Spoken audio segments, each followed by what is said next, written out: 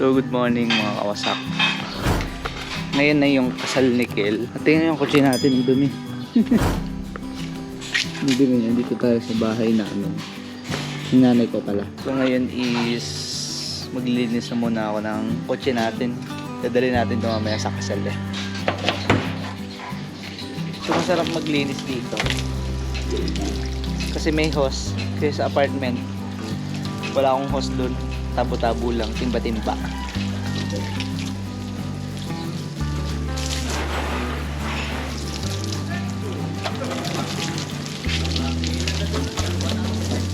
So what's up mga kawasak? Ngayon ay today is the day at ito yung susutin natin oh. Ayan, tago natin to. Yan oh, yan yung ating susuotin. Buti lang nga lang yung team nung kay Kel is meron tayong damit kaagad. Kasi nagsabi sa guys is Lunes, kasal na niya ay Thursday. Patay, kabiglaan no? Buti nga lang yung team niya is meron tayong polo na puti na mukha ko. Nakakulay no? Team no? So yun, pares na ako guys. Punta muna ako sa kanila kasi sabi ko Tita Bibian sa nanay ni Kel is kung meron bang sasakay kasi ako luag. Alas 8 pa lang guys oh.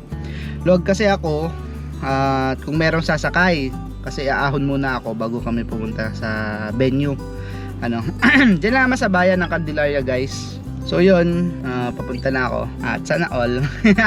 Hindi naman, masaya lang ako sa kay Kel kumbaga eh. Nandun na siya sa next level ng buhay niya, ano, na hindi na siya binata at siya ay mag-aasawa na talaga. So yun mga kawasak, na-excite lang ako para sa kanya. Sabi ko nga sa asawa niya ngayon eh, si Kel eh, ang magiging role ko na lang kay Kel ngayon ay taga-takas. Taga-takas eh. Actually mabait naman yung mabait naman yung asawa ni Kel. So ka-vibes din ni Kel, kumbaga nakiki-jamming din. So hindi naman siya KJ no. So na mga kawasak, on the way na ako at yun, makikain tayo. Hindi pa ako nakakaagahan eh. Hindi talaga ako nakain ng agahan pag nandito ako sa amin no. Bukod sa yung mga tao din sa amin eh hindi din kumakain ng agahan. Eh ako tinatamad din ako kumain ng agahan pag wala akong kasabay. So di din naman ako nagugutom masyado. Boy, sigurado na ganyan.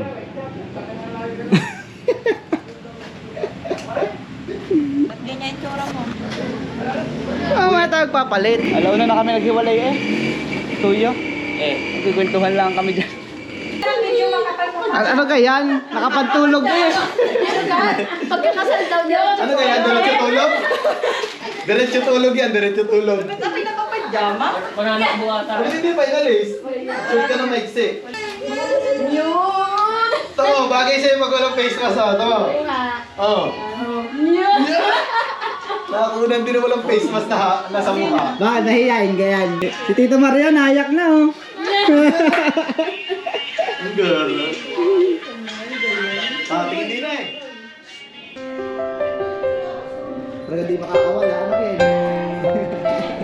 May gigil yan sa Ha? sa kanila. Hindi ka sa kanila. Ay.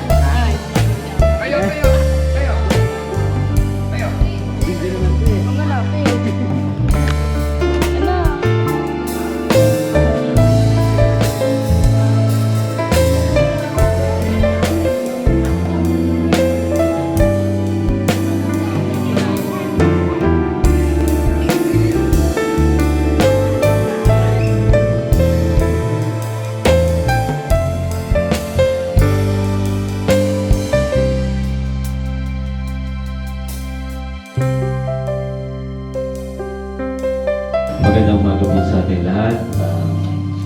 Sa families Kuweta and Sultan, tayo po ay isasagawa po natin ang kasalang sibil.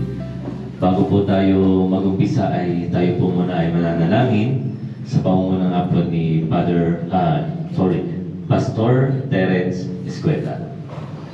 Thank you po, Mayor. Sige, tayo pong lahat ay magsipo at tayo po ay humingi ng gabay sa ating pong Panginoon sa isang seremonya ng kasal. Aming Diyos na dakila. Pasensya na po kayo at talagang medyo masama-sama po ang pakiramdam. Now, ayun, isang malaking biyaya po ito ng Panginoon na ating pong pag-iisang dibdib, ang ating pong nagmamahalan si Ezekiel at si Rohaini, dahil ito po ay napakalaking biyaya po ng Panginoon. Ano po, biro nyo, si Ezekiel ay Christian, or naging Christian, at si Rohaini ay Islam. Ano po, ika nga ay sa pag-ibig po ay wala pong pinipili pong relihiyon. Ano po, ika nga po ay ito po ay sabi ko nga ay ito ay ibinigay ng Panginoon sa lahat. Kaya naman po ako po ay lubos-lubos na nagpapasalamat at ipinagkatiwala po ni Ezekiel and Rohaini ang kanilang pagpapakasal sa pamagitan po ng kasalang sibil. Ito po ay isang malaking karangalan po para po sa inyong lingkod na maging officiating officer. At ako naman po ay binibigyan po ng kapangyarihan ng batas upang makapagsagawa po ng kasal sibil. Ano po, katulad din po ng mga ika ngayon, lahat po na nagkakasal, ang ating po mga pastor, mga ministro, pari, ano po, judge, lahat po ng mga kinakasal nila ay sa munisipyo po yan inire-registro, kaya napakatibay po. Ang kaibahan lang po naman sa kalimitan, ano po, kapag po kahit na ikasal na po natin sa kasalang sibil, ay malaya pa rin po sila magpakasal sa anumang relihiyon ang inyong kakaaniban dalawa. Ano po, pwede pa rin po kayo magpakasal sa simbahan. Ano po, kaya sabi nga ay sa ngayon po ay sa mata ng batas ay kayo po ay kasal sa mata ng tao. At bilang, siyempre, kung ano man po yung mapapagkaisahan nyo na relihiyon, ay di malaya pa rin po kayong magpakasal sa simbahan kung ano man po relihiyon ang pagkakaisahan ninyo. Kaya napakapalad po ninyo. Siyempre, ang pagpapakasal po, ito po ay isang pagpasok sa panibagong buhay. Ang inyo pong pagiging buhay binata at dalaga ay tapos na po yun. Ano po, at ang kasalang sibil, ito po ay isang sagradong institusyon, ano po, na inaaruga po ng pamahalaan o ng gobyerno. Dahil ang tanging pagpapakasal lang po, ito po ay napakahiwaga. Dahil ang kasal po, ito po yung ika nga yung apelyido ng lalaki. Kapag ka po ikinasal na, magiging apelyido po ng babae. Ano po, batas din lang po at sa pamamagitan po ng kasal ay nakakapagsagawa po nito, kaya napakatibay po nito. At ang pagpapakasal po, ito po ay kailangan nagpaplano. Ano po, di ba kayo ay nagsagawa ng family planning? Ano po, sa family planning, wala namang pong binabanggit dyan na kung ilan ang kailangan nyo magiging anak. Wala rin po sa batas kung ilan ang kailangan nating magiging anak. Ang pagpaplano po, yan po ay maganda dahil syempre, upang sa ganon ay yung pamumuhay bilang may pamilya ay hindi kayo mahirapan. Kaya sabi nga ay kung ano po yung kaya nyo na maibigay at mabubuo yung pamilya, eh di yun po yung planuhin ninyo. Ano po, sabi nga ay mas marami, mas maganda, basta kaya. Ano po, kaya naman po tayo ay sinasagawa yung mga family planning ay para po sa pamilya yon. Ano po, at ang kasal sibil po, ito po ay isang kontrata.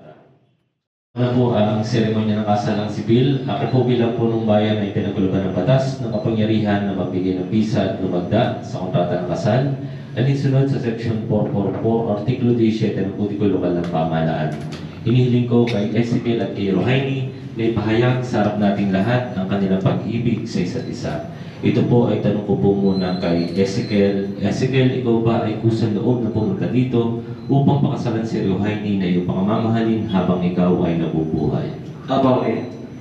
Ikaw naman, Rohaini, ikaw ay kusang loob na pumunta dito upang pakasalan si Ezekiel na iyong pangmamahalin habang ikaw ay nabubuhay? Opo, Mayor. Nag-isip pa eh. Tingnan ka ba pa yun? Okay. Ito ay tanong ko po muli kay Ezekiel. Ezekiel, maghawak ka lang muna po kayo ng kamay. Tutungo na po tayo sa inyo pong pagbibigkis at pagtanggap sa isa't isa. Ito po ay tanong ko pong muli kay Ezekiel. Ezekiel, tinatanggap mo ba si Rohaini bilang iyong asawa alinsunod sa batas at relihiyon? Opo, Mayor. Ikaw naman, Rohaini, tinatanggap mo ba si Ezekiel bilang iyong asawa alinsunod sa batas at relihiyon? Tanggap na tanggap ko. Iyo. Sana all. Kung gayon, kayo ay magsasama bilang mag-asawa sa hirap at ginhawa ng buong katapatan at sa biyaya ng Diyos at sa basbas ng batas, kayo ay magsasama at hindi kailanman maghihiwalay. Tulad po ng sinasabi sa Biblia, anumang pinagsama ng Diyos ay huwag paghihiwalayin ng tao. Lalo't higit ni Marites at ni Marisol. Marami niyan minsan mga kapitbahay, minsan katrabaho, kaya walang pwedeng makapagpahiwalay sa inyong dalawa. Ano po? Okay, tutungo na po tayo sa pagsusuot ng mga singsing. Ang mga singsing na ito ay pagkakalob nyo sa isa't isa bilang tanda ng inyong tunay, pagmamahal at pagsasama ng habang buhay. Ang singsing na ito po ay bilog dahil walang putol, walang hangganan, walang katapusan. Kaya po sa inyo lang po iikot ang pagmamahalan at sa buong pamilya. At kailangan may nakasentro sa inyong pagmamahalan, si Lord.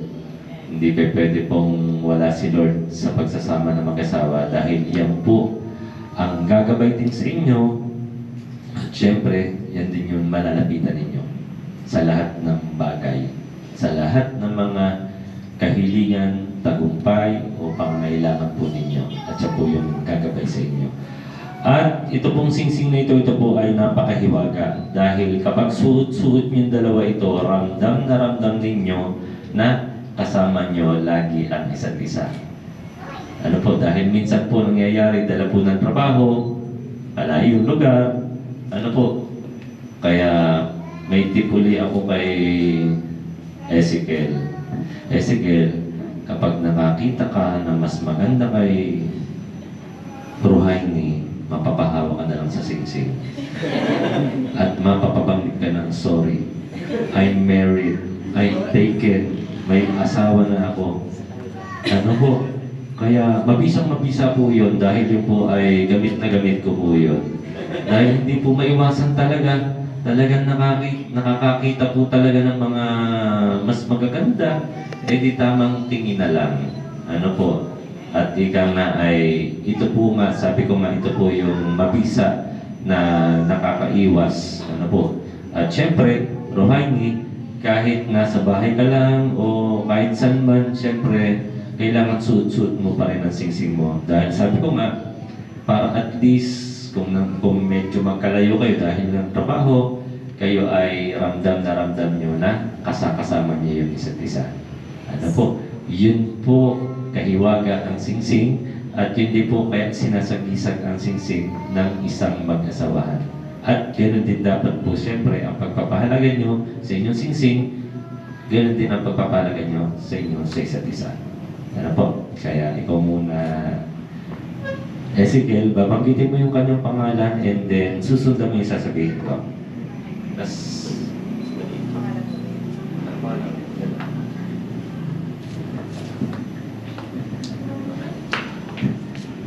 Hi. Rohaini.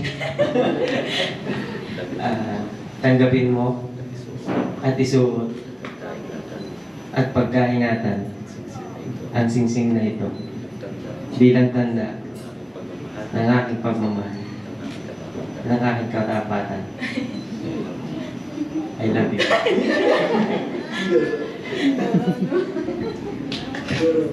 Ingit na naman si Kuya Bas, oh. May mapapasana all na naman siya. Ganun din ang gagawin. Ayun, nakatago. Ano?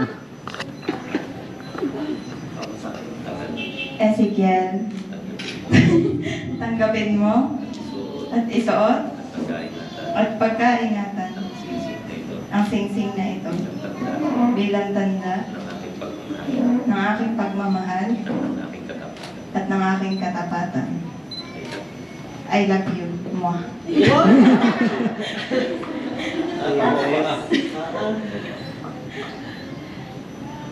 Ayun. Sarap na pumuli kayo ditong dalawa. Ezekiel, habiling ko siyempre na alagaan mong mabuti ang iyong bubuuing pamilya. Ang lahat ng mga pangangailangan, ibigay mo sa kanila.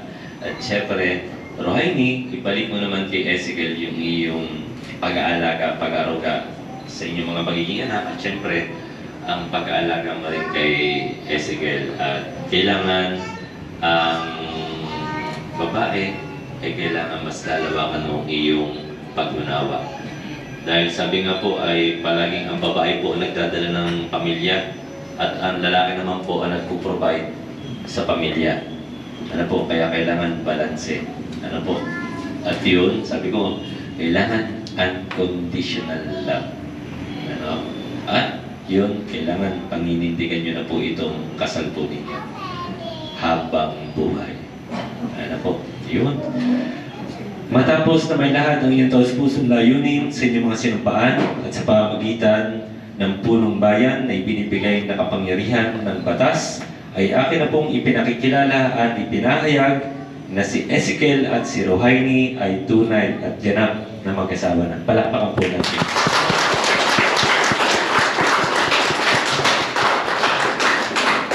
Ito na po yung pinakamagandang part. Kayo po ay magharap ulit. At marami na naman mapapasana all po ito.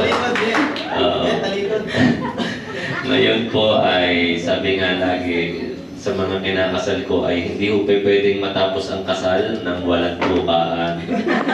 Ano po? Kaya naman Ezekiel, ngayon mo ibibigay kay Rohaini ang iyong pinakamatamis na hanig. Oo.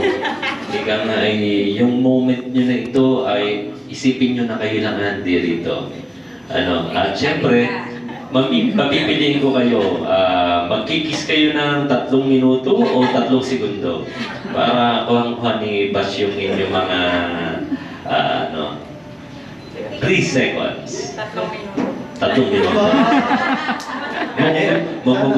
Magugutom na yung mga bisita natin. Okay. Sige po. I will count to 3. Okay ka na, Ezekiel? Ikaw, Rohaini? Okay? Ezekiel, you may kiss your bride. I will count to 3. 1, 2, 3. Iyon. Palakpakan po natin ang bagong kasal. Mr. and Mrs. Escueta. Congratulations. Rohaini, congratulations po. Ganun din po sa pamilya, congratulations. At sa akin po mga bagong kumare at kumpare, congratulations po sa ating lahat. God bless po. Ano sabi mo kayo ba? Sana all, yeah. Sana all.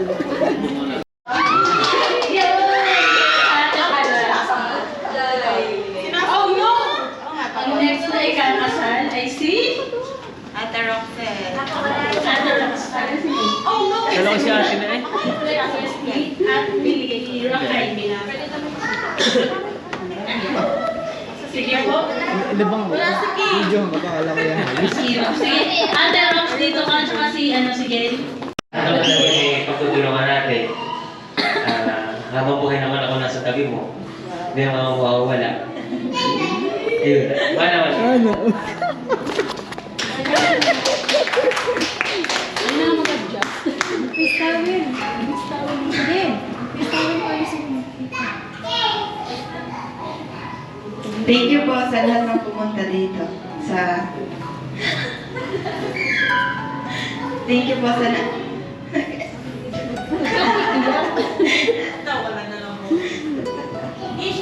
Sa magulang ko, Mama, Papa, natupad ko na ang pangarap mo. Kinasal na ako. Sa magulang ko, salamat po. Kahit may anak na ako, pinanggap niyo pa rin po kami ni Amara. Salamat po sa pagkabay niyo sa akin. Pag nasa inyo po ako, hindi ko po nararamdaman na iba po ako sa inyo. Salamat po kay Ate Karen. Na lagi ka pong kasama sa bahay. Kay Pastor Terence po, salamat po. Sa mga tita ko, sa Ninang, kay Ninang Len, salamat sa pagpunta.